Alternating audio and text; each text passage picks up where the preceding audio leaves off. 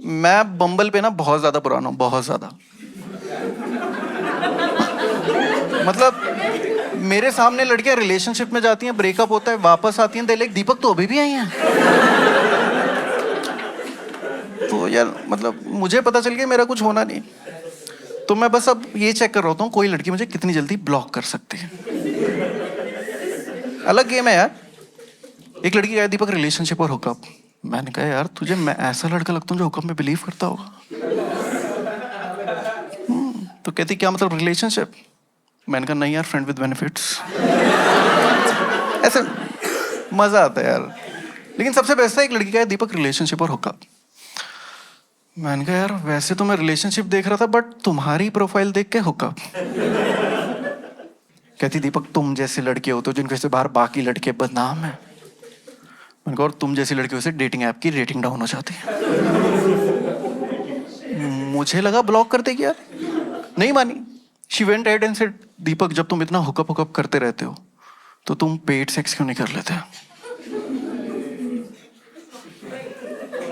मैंने कहा तुझे पैसे देते हुए अच्छा थोड़ी लगूंगा। गलत सीन है यार। तुमने देखा है हम लड़के जब भी कोई नए कॉलेज या ऑफिस जा रहे होते हैं ना, पहले हफ्ते हम सबसे ज्यादा स्मार्ट लगते हैं, है ना, अपना बेस्ट लगते हैं। फिर जब आंखों ही आंखों में सारी लड़कियों से रिजेक्ट हो जाते हैं तो फिर वी आर लाइक यार ऑफिस में क्राउड ही नहीं है। तो भाई मेरा नेक्स्ट डे ना फर्स्ट डे था ऑफ अ न्यू कंपनी, तो एकदम स्मार्ट बन के भाई सुबह सुबह नीचे घर के नीचे कैब वेट कर रही है, मैं सीधा कैब में बैठा, साथ में एक सुंदर लड़की बैठी हुई थी। मैंने उसको गुड मॉर्निंग बोला, ड्राइवर को गुड मॉर्निंग बोला। आई वाज लाइक सही है यार, अब साइड में सुंदर लड़की बैठी हो तो उससे बात करने का तो मन करेगा ना, है ना। मैंने रियर व्यू से देखा, मैंने कहा ये लड़की मुझे खुंदक में क्यों देख रही है। मैंने ध्यान से देखा, मैंने कहा अरे ये तो हुकअप वाली लड़की है।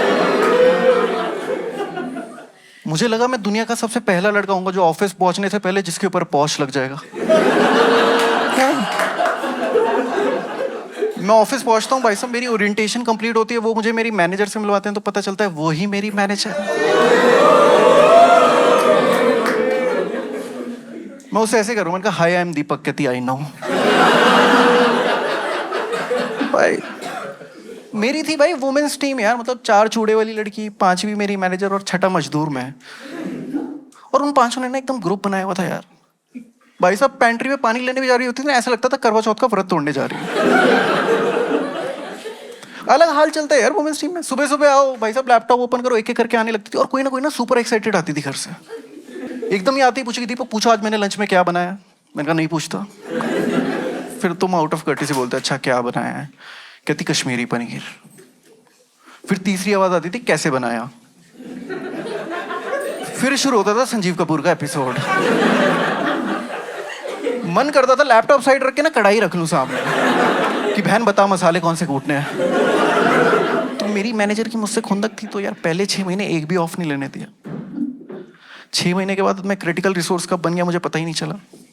भाई ऑफ ही नहीं लेने देते थे, और मैं देखता था वो चूड़े वाली लड़कियां थी ना, उन्हें रैंडम बातों पे ऑफ मिल जाता था यार, कि आज मेरे सास ससुर आ रहे हैं, ठीक है, पति की तबीयत खराब है भाई ऑफ। मेरे एक बचपन के दोस्त की शादी आ रही थी यार देहरादून में, तो मेरे को 1 हफ्ते की छुट्टी चाहिए थी। मैंने कहा ये 1 दिन की नहीं दे रही, 1 हफ्ते के लिए तो इसकी जान निकल जाएगी। तभी मैंने देखा मेरी साइड वाली टीम में ना एक बंदा 2 हफ्ते की छुट्टी पे जा रहा था क्योंकि उसकी शादी थी। तो आई रियलाइज कॉर्पोरेट में 2 हफ्ते के लिए छुट्टी के लिए ज्यादा कुछ नहीं लगता, बस एक शादी का कार्ड और 2 kilo kaju katli, sweet set में टैक्स, आ जाओ टूट पड़ो। हर कोई आके मुझे कॉन्ग्रेचुलेट कर रहा है, लाइक कि ठीक है ठीक है। एंड मैं शादी में गया, कसम से बता रहा हूँ, पंजाबी वेडिंग, एकदम मजा आ गया यार। और उसी शादी में ना मुझे रियलाइज हुआ यार कि मतलब तुमने देखा है कि पहले के लोग ना खाने पे बहुत ज्यादा फोकस करते थे कि 1000 लोग आ रहे हैं शादी में, घर की इज्जत दांव पे लगी हुई है। बट आजकल के लोगों ने ना खाने पे ध्यान देना एकदम बंद कर दिया यार। आजकल के लोग ना डांस पे ज्यादा फोकस कर रहे हैं, क्योंकि उन्हें पता चल गया कि खाना कितना भी खराब बनाओ, जब दूसरों की बहू बेटियों को नाचते हुए देखेंगे तो खाने का टेस्ट डबल हो जाएगा। मतलब यार मेरा एक नान रह गया था, दोस्त की साली उतर गई स्टेज से, मेरा मूड खराब हो गया था यार, कैसे खाऊंगा ये। वो तो अच्छा हुआ दोस्त की बुआ जी चढ़ गई स्टेज पे, मैंने कहा चल खा लेता हूँ यार। सारी लड़कियां मुझे ऐसे देख रही कितना गंदा आदमी है। तो भाई सब शादी में आते हुए भाई भाभी के साथ से एक सेल्फी ली और मैंने व्हाट्सएप पे स्टेटस डाल दिया welcome to the family. Office वालों के कॉन्ग्रेचुलेशन शुरू हो गए। तो भाई साहब मैं ऑफिस आया तो मुझे एक चीज पता थी, जब तुम शादीशुदा हो ना तो रिंग फिंगर में ना एक रिंग होना बहुत जरूरी है ना। तो भाई जैसे ही मैं ऑफिस पहुंचता हूँ, मेरे को ये नहीं पता था शादी के बाद सोसाइटी के क्वेश्चंस बहुत ज्यादा आते हैं। उन 5 लड़कियों ने मुझे घेर लिया और देवर लाइक कि दीपक हनीमून पे कहाँ पे गए थे। अब इसके लिए तो मैं प्रिपेयर्ड ही नहीं था यार। तो ये एक ही डेस्टिनेशन है जो हनीमून की सबको पता, मैंने कहा मैं बाली गया था। बट मुझे ये नहीं पता था उन 4 मैरिड लड़कियों में से एक लड़की बाली गई थी। अब वो मुझसे पूछ रही दीपक वहां गए थे, वहां गए थे, वहां गए थे। मैंने कहा यार क्या बोल दिया। मैंने कहा एक्चुअली यार वो जो मेरी वाइफ अंजलि है ना, उसे तो होटल में ही बहुत अच्छा लग रहा था यार। कहती दीपक सामने सी व्यू है, बेड पे हम दोनों। मैं उसे बोला भी बहुत बार कि मैंने कहा बाहर घूमने चलते, मैंने उसे बोला बहुत बार। कहती नहीं दीपक यहीं पे बेड पे बहुत अच्छा लग रहा है। वो बेचारी लड़की डिप्रेशन में आ गई थी। उसको लगा उसके पति की परफॉर्मेंस खराब है। वैसे देखो मैं अपनी कंपनी का ना बहुत प्रोडक्टिव एम्प्लॉय था, लेकिन जब से मेरी शादी हुई है ना मैं हफ्ते में 1 ऑफ ले रहा हूँ, क्योंकि मेरी वाइफ को अस्थमा है। जब भी मेरा ऑफिस जाने का मन नहीं करता था, मैं ऐसे बोलता था यार वो अंजलि को आज अस्थमैटिक अटैक आ रहे हैं, सॉरी नहीं आ पाऊंगा। और उन बेचारी लड़कियों को लगता था कितना केयरिंग हस्बैंड है यार। और जानबूझ के ना जब वो एक दूसरे की तारीफ कर रही होती ना, बीच में अपनी वाइफ को ले आता था। वो एक दूसरे की तारीफ कर रही है, शाही पनीर अच्छा बना हुआ है, शाही पनीर तो अंजलि बनाती है यार। कहती दीपक फिर तुम लंच क्यों नहीं लेके आते। मैंने कहा यार एक्चुअली रात को लेट सोते हैं तो आई डोंट वांट, वो सुबह उठ के लिए मेरे लिए लंच बना। वो 4 लड़कियों को लगता था हमारी गलत घर में शादी हुई है। भाई शाम को जैसे ब्रंच वगैरह के टाइम पे ऐसे ले लेता था यार ये वाली चॉकलेट अंजलि को बहुत पसंद है। 4 लड़कियां उखड़ी खुड़ी बात करती थी अपने पति से। बहुत बहुत मजा आता था यार देखने में। भाई एक दिन मैं ऑफिस आया तो ना 2 लड़कियां बाहर ही खड़ी हुई थी गेट के, दोनों ने मेरा हाथ पकड़ा, मुझे मीटिंग रूम में लगी, बाकी 3 लड़कियां बैठी थी, सबने एक दूसरे का हाथ पकड़ा हुआ। मुझे लगा पता नहीं क्या स्पिरिट वगैरह बुलाने वाली है। तभी एक लड़की बोलती है दीपक अब जो हम तुम्हें बात बताने जा रहे हैं सुन के तुम्हें बहुत बुरा लगेगा, but you have to control your emotions. मुझे लगा निकालने वाले हैं क्या सीन। तभी एक लड़की है ना अपना फोन निकालती है और मुझे फोटोज दिखाने लग जाती है मेरी वाइफ की मुझे चीट करते हुए।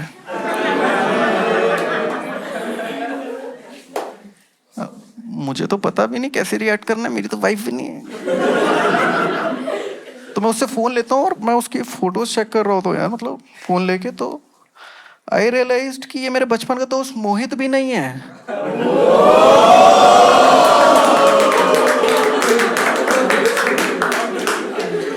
भाई मैं सीधा उठता हूँ यार, वॉशरूम की तरफ भागता हूँ, 5 लड़के मेरे पीछे पीछे भागती हैं, मैं सीधा उसे फोन मिलाता हूँ। मैंने कहा भाई भाभी चीट कर रही है। और पीछे से लड़कियां चिल्ला रही है दीपक सबको मत बताओ।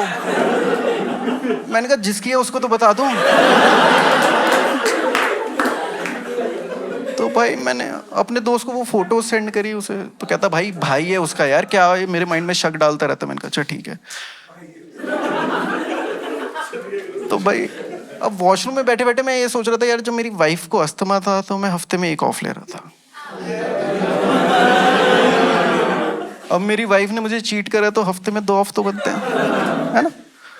तो भाई मैं सीधा बाहर निकला, एकदम बैग उठाया, 2 दिन के लिए फोन ही ऑफ कर लिया। तीसरे दिन ऑफिस आया तो मेरी मैनेजर इज लाइक दीपक तुम काम की टेंशन बिल्कुल भी मत लो, काम के लिए हम लोग हैं, तुम अपनी पर्सनल लाइफ पे कंसंट्रेट करो, तुम काम की टेंशन मत लो। मैंने कहा ठीक है यही तो चाहिए था। तो भाई अब ये हो रहा है जब भी मैं ऑफिस जा रहा होता था ना तो मैं जानबूझ के जा जाके दूसरों के डेस्क पे बैठ रहा हूँ, 9 घंटे तो बिताने ही। उन बेचारी लड़कों के लग रहा होता था ये अपना दुख बांट रहा है। फेयर इनफ, ठीक है। तो भाई मैं एक दिन ऑफिस आया तो भाई सीधा अपना लैपटॉप निकाल रहा था, तभी ना मेरे बैग में से ना ये गन गिर गई। सबको पता है तो ना मेरे भतीजे की थी यार, मतलब वो छर्रे वाली गन होती है टाइप की, क्या है कि नहीं। मैंने सीधे जैसे ही उठाया ना मैंने कहा कोई देख तो नहीं रहा, तभी मैंने देखा मेरी मैनेजर मुझे देख रही थी। और उसके देखते देखते ना मैंने बैग में गन वापस रखी तो उस बेचारी को लगा ये लड़का सुसाइड करने वाला है। उसने ना इंस्टाग्राम पे मेरी वाइफ को फॉलो कर लिया उसे सुनाने के लिए कि इतने अच्छे पति को कोई छोड़ कैसे सकता है, कोई चीट कैसे कर सकता है। जैसी उसकी रिक्वेस्ट एक्सेप्ट होती है ना, वो देखती है दीपक तो इसका पति कभी था ही नहीं। वो सीधा मेरा हाथ पकड़ के मुझे मीटिंग रूम में लेके चली जाती है और वहां पे सुनाने लग जाती है, दीपक तुम 1 साल से हमें बेवकूफ बना रहे हो, तुम्हारी शादी भी नहीं हो रही, तुम्हें नहीं काम करना था, बता देते, ये वो सुनाई जा रही है। और मैं तुम्हें बता दूं कि जब लड़की सुना रही हो ना, उसे सुनाते देना चाहिए। 5-10 मिनट बोलेगी, ठीक है, एक आता है 20 सेकंड का पॉज, जब तुम्हारी बोलने की बारी होती है। और मेरे साथ ऐसा रहा कि मैं जब भी झूठ बोलते हुए पकड़ा गया हूं ना, मैं अपने एक झूठ का लेवल अप कर देता हूँ। तो वो जैसी पॉज आया ना, तो मैंने उसे बताया, मैंने कहा यार एक्चुअली मैं रॉ में एजेंट हूँ।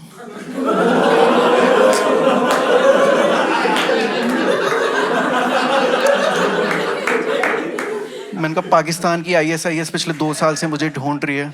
कहती दीपक तुम हमें फिर बेवकूफ बना रहे हो, फिर कहानी बना रहे हो। मैंने कहा यार आपने मेरी सर्विस रिवॉल्वर देखी थी ना, और लड़की को यकीन दिलाना हो ना, बस उसकी तारीफ कर दो। मैंने कहा आपको पता है इस रॉ एजेंट को इस ऑफिस में ना पिछले 1 साल में कोई नहीं पकड़ पाया, लेकिन वो तो आपकी शार्प नजरें थी जिन्होंने मुझे पहचान लिया। मैंने कहा आपको पता है ये बात अब इंडिया में सिर्फ 3 लोगों को पता है, एक मेरा बॉस, मुझे, और अब आपको। एकदम मजेदार यार। उसके नेक्स्ट डे ऑफिस जाने लगा तो हर कोई मुझे गुड मॉर्निंग कर रहा था। बस एक मेरी मैनेजर ही थी जो टाइम निकाल के मुझे सल्यूट मार रही होती थी।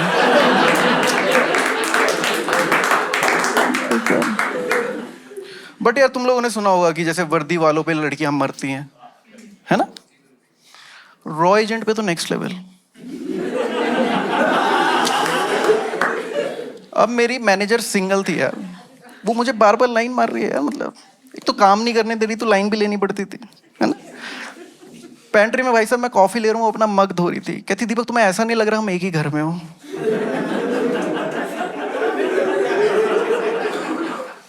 बार बार मेरी सीट पे आके ना मेरी पट पे हाथ लगा के बोल रही थी Deepak can I see your gun.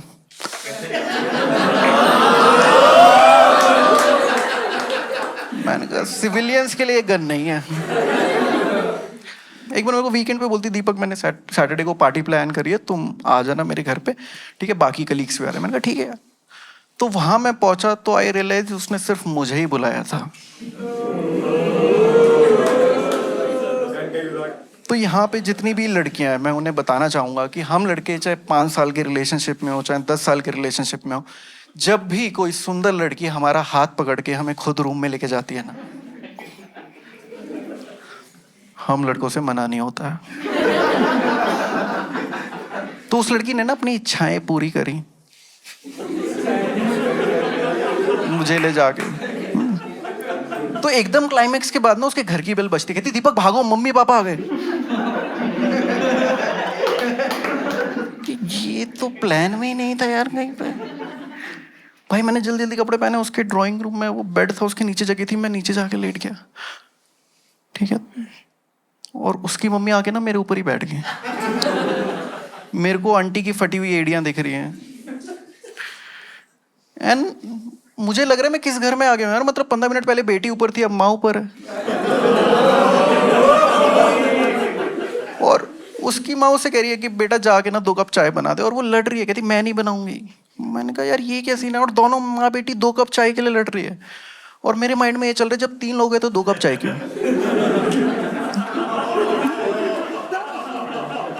लड़ झगड़ के भाई साहब वो जाती है चाय बनाने के लिए, ठीक है। तो उसकी मम्मी उसे सुनाने लग जाती, एकदम पंजाबी आंटी, पंजाबी वाइफ। जैसे वो वाली आंटियां नहीं होती जो बच्चे की कमी पता हो तो रूह निकाल ले अंदर से। कहती है एक तो खुद को ऐश्वर्या राय समझती है, सारे लड़कों को मना करती हुई जा रही है, एक दिन तूने सलमान की उम्र तक पहुंच जाना है अगर ऐसे ही हाल रहा तो। मैंने कहा वाह यार। आंटी कहती जिस लड़की से अपने माँ बाप के लिए 2 कप चाय नहीं बन रही है वो अपने पति और बच्चे का तो क्या ही करेगी। और जो लड़की अपने पति और बच्चे की नहीं हो सकती वो जिंदगी में किसी की नहीं हो सकती। मैं नीचे से तालियां मारना चालू। मैंने कहा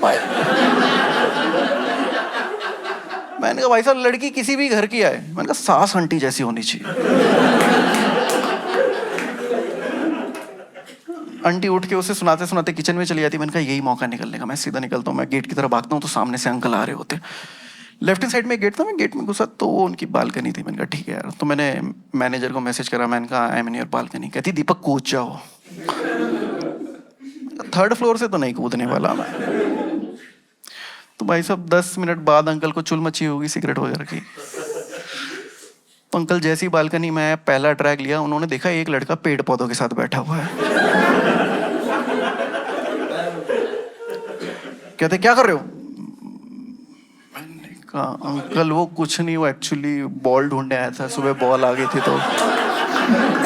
and cricket is such a wonderful sport, it unites the nation. तुम विश्वास नहीं करोगे, अंकल ने 2 मिनट खुद बॉल ढूंढवाई है मेरे साथ। अंकल को जब बॉल नहीं मिली, अंकल ने मेरे कंधे पे हाथ रखा था, बेटा आओ कोई बात नहीं। तो सामने आंटी चाय पी रही थी, तो आंटी कहती बेटा आओ चाय पियो ना। मैंने कहा आंटी 2 कप ही तो है। तो आंटी मुझसे पूछ रही है ऐसे ऐसे क्वेश्चन, कहाँ रहते हो? तो मैं भी ऐसी फट्टे मार रहा हूँ 4 गली छोड़ के, ये वो फलाने पे ना। तभी मैं देखता हूँ बेड के साइड में ना वो एक कॉन्डम का पैकेट दिख जाता है मुझे। अब मैं लड़की को इशारे कर रहा हूँ, अब लड़की की भी फट गई यार एकदम देख के कि ये क्या सीन है। और हम दोनों को इशारे करते हुए ना आंटी ने देख लिया। अब आंटी अंकल को इशारे कर रही है, और अंकल आके ना उस कॉन्डम के पैकेट के ऊपर खड़े हो गए। देन आई रियलाइज कि इस रूम में सिर्फ आज 2 लोगों ने ही सेक्स नहीं करा है।